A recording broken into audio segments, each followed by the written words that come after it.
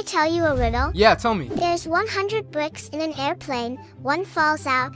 How many are there? 99. Yes. What are 3 steps of putting an elephant in the refrigerator? I don't know. Open the fridge, put the elephant in, and close the fridge. Oh, okay. That's funny. What are 4 steps of putting a giraffe in the refrigerator?